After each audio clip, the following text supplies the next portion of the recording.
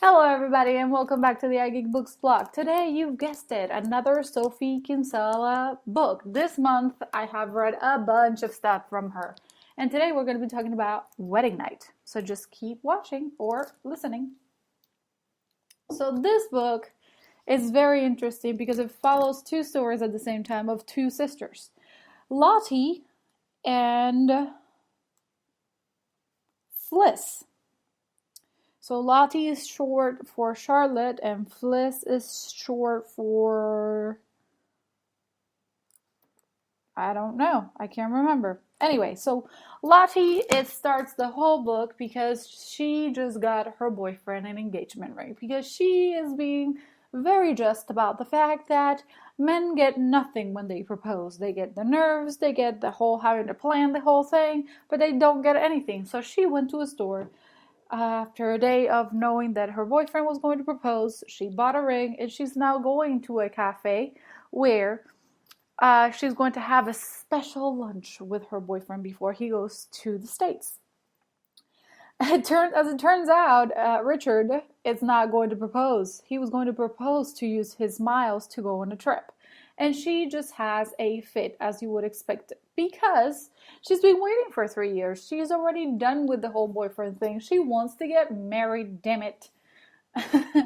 So she completely leaves him right then and there and stands up and leaves him alone and tells him that she can't be with him anymore, that she is refusing him, that they shouldn't be together anymore, and goes to have, well, a little bit of a crazy time.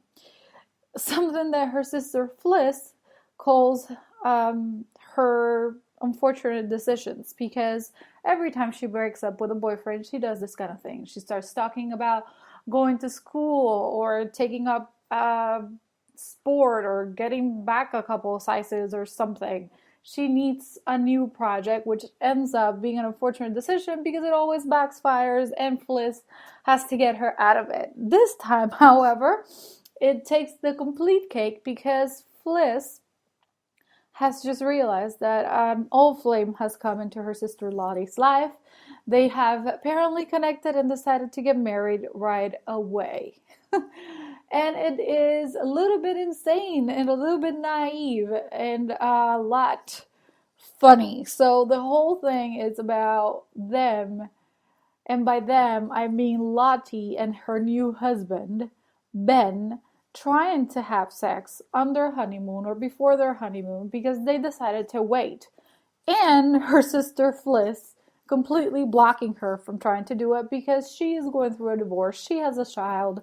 She has a shit of an ex-husband, and she knows what it's like to try and have a regular divorce when nothing else, it's farther from the truth, and she doesn't want her sister to have to live the same way that she is. So she knows that even if they're married, if they don't have sex and they don't consummate the marriage, that they can get an annulment, and it's sort of like an eraser sort of thing. You erase it and it never happened.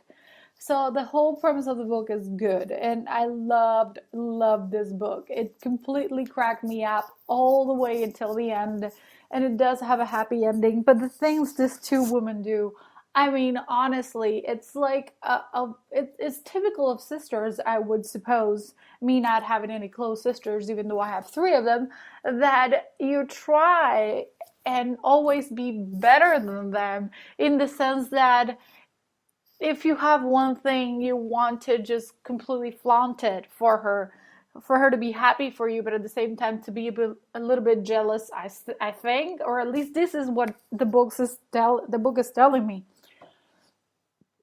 And Fliss is completely crazy at one point or another, and Lottie is just insane. And these two women completely have a different time of their life in which they are trying to make sense of the whole thing, and it all takes them to a Greek island where Lottie and Ben first met while on vacation in leap year, and it's a very happy, funny, unputdownable read. Honestly, I couldn't stop laughing, but I couldn't stop reading at the same time. It's all a very tense book because you're hoping that they sort of do it, but you're then again realizing how it might be a bad decision for Lottie, so you go on Fliss's side, and it does all the way around again when you realize Fliss just might not be doing it for the right reasons, and then you switch sides again, and it's very, very entertaining. So I definitely recommend it. I give it a 4 out of 5 stars just because it started a bit slow, but actually I would be leaning more into a 4.5 stars, almost 5, just because it was very, very, very entertaining, and it just is one of those books that you finish it and you're just happy and relaxed, and you just completely let go at that time and place when you read that book and completely immerse yourself in it. So I'm very happy I picked it up. I'm very, very happy, as I'm sure you've heard me say very much lately, that I found this author, and I hope you guys enjoy it as well. As always, you guys keep reading. I'll see you in the next time. Laters!